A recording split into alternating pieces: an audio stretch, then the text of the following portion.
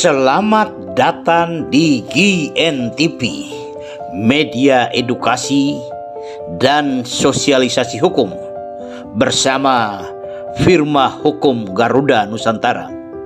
Kami akan memberikan pencerahan dan pemahaman pasal-pasal dalam hukum pidana maupun perdata dan implementasinya di tengah masyarakat.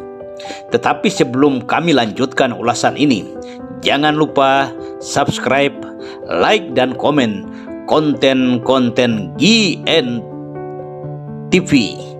biar kami akan tetap eksis untuk menyajikan ulasan-ulasan hukum menarik.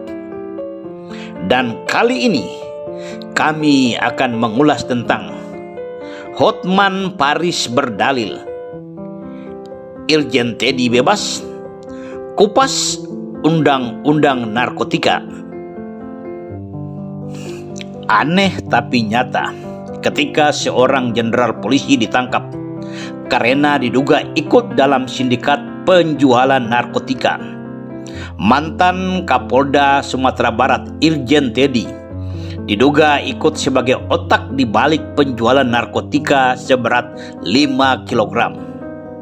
Di mana narkotika atau barang bukti sebanyak 5 kg sabu-sabu itu diambil dari hasil penangkapan di wilayah hukum Polda Sumatera Barat, tepatnya Polres Bukit Tinggi, di mana AKBP Dodi Prawira Negara, salah satu tersangka yang juga sudah ditangkap sebagai Kapolres Bukit Tinggi. Penangkapan narkotika yang dilakukan Polres Bukit Tinggi itu berhasil mengamankan narkotika sejenis sabu-sabu sebanyak 50 kg. Satu prestasi yang tentu sangat luar biasa. Tetapi sayang dibalik sayang, mengapa harus 5 kg sabu-sabu? Barang tangkapan itu harus dijualkan oleh aparat penegak hukum. Kita ketahui bersama, kejahatan narkotika adalah extraordinary crime atau kejahatan kemanusiaan luar biasa. Lebih sangat luar biasa lagi ketika kejahatan itu dilakukan dan diotaki oleh oknum penegak hukum dan proses hukum sudah berjalan. Pasal yang berpotensi dikenakan kepada para tersangka adalah pasal 114 dan pasal 112 ayat 1 dan ayat 2 Undang-Undang Nomor 35 Tahun 2009 tentang narkotika, di mana pasal 114 berbunyi, setiap orang tanpa hak ataupun sudah melawan hukum menawarkan, menjual, membeli, menerima, ataupun menjadi perantara, bahkan menukar, menyerahkan narkotika dari golongan 1 akan memperoleh pidana seumur hidup atau minimal 5 tahun penjara dan maksimum 20 tahun dengan jumlah denda minimal 10 miliar rupiah.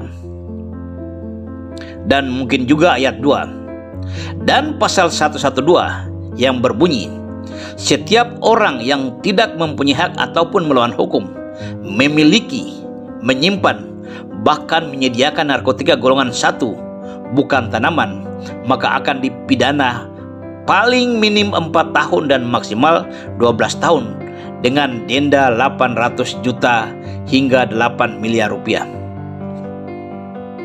Mari kita urai unsur-unsur dalam pasal 114 ayat 1 Undang-Undang Nomor 35 Tahun 2009 tentang narkotika. Unsur yang pertama adalah unsur setiap orang. Siapapun, laki-laki ataupun perempuan, tua ataupun muda, pejabat atau orang biasa, juga berlaku untuk orang asing di dalam wilayah hukum negara Republik Indonesia. Lengkapnya, siapapun yang tanpa hak dan melawan hukum menawarkan, menjual, membeli, menerima, ataupun menjadi perantara, bahkan menukar, menyerahkan narkotika golongan 1 pasti akan dikenakan hukum yang terdapat dalam pasal 114. Unsur yang kedua, unsur tanpa hak atau melawan hukum.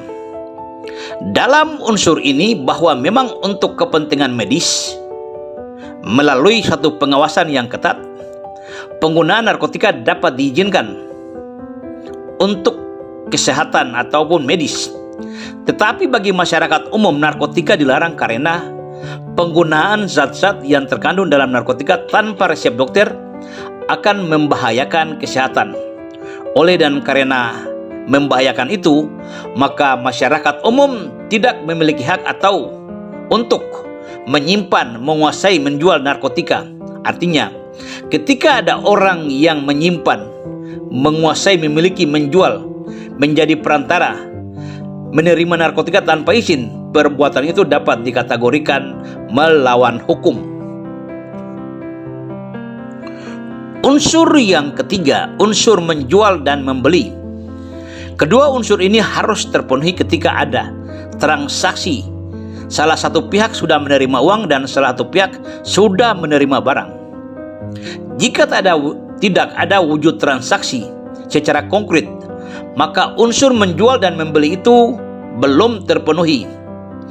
Untuk memenuhi unsur itu biasanya polisi dalam proses penangkapan pelaku segera mengamankan sejumlah uang atau barang yang terdapat di dalam lingkungan atau tubuh para pelaku.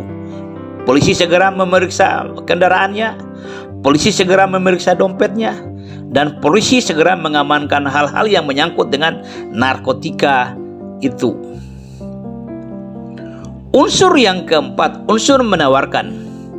Harus dibuktikan secara konkret bahwa adanya komunikasi dua arah antara pengedar narkotika dengan pembeli narkotika. Untuk membuktikan ini, pada waktu penangkapan pelaku, polisi secepatnya mengamankan HP pelaku. Karena lewat HP biasanya ada sejumlah info komunikasi antara pengedar dan pembeli narkotika. Unsur yang kelima adalah unsur menyimpan. Unsur menyimpan membutuhkan media tambahan atau tempat lain seperti tas, lemari rumah, mobil, atau dalam kantong saku baju. Siapapun yang menyimpan narkotika, walaupun tidak untuk dijual, walaupun dia bukan pemakai narkotika, tetap juga pasal ini diberlakukan karena pelaku tidak memiliki izin dan tidak berhak untuk menyimpan narkotika. Unsur yang keenam, unsur menguasai. Artinya, si pelaku memegang kuasa atas narkotika.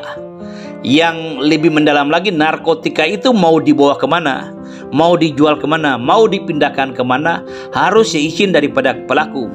Ketika ada bukti perintah dari pelaku untuk membawakan atau menjual narkotika, disitulah unsur menguasai dalam pasal ini terpenuhi.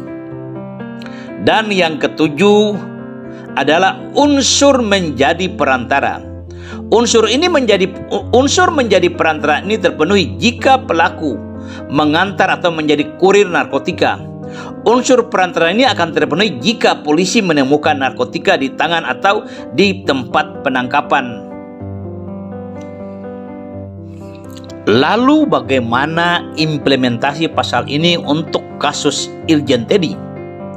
Beberapa waktu yang lalu muncul berita bahwa Irjen Teddy mencabut keterangan dalam BAP pertama dan menyangkali semua apa yang sudah dituangkan dalam BAP pertama ini. Catatan kami, pencabutan BAP ini terjadi ketika Irjen Teddy menggunakan jasa pengacara Hotman Paris yang katanya hebat. Sehebat-hebatnya pengacara adalah dia yang dapat memperjuangkan dan mengembalikan rasa keadilan bagi kliennya.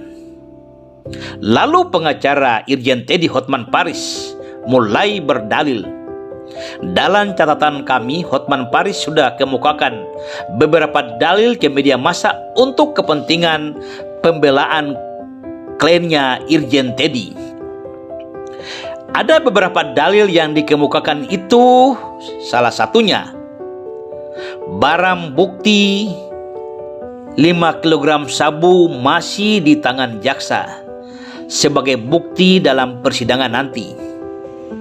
Dalil yang kedua, Irjen Teddy tidak pernah melihat barang bukti sabu 5 kg.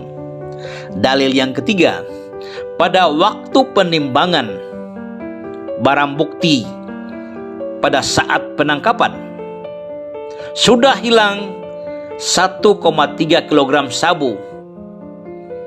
Dan Hotman Paris mengatakan bahwa patut diduga ada konspirasi yang dimotori oleh AKBP Dodi, tersangka yang lain. Dalil yang keempat, Hotman Paris berdalil Irjen Teddy sudah memerintahkan untuk mengembalikan semua barang bukti sabu. Dan dalil yang kelima, Hotman Paris berdalil WA Irjen Teddy kepada AKBP Dodi untuk memindahkan 5 kg sabu hanyalah bercanda belaka. Dan bagaimana selanjutnya, apakah dalil-dalil yang dikemukakan Hotman Paris ini masuk di akal dan dapat diterima dengan logika hukum?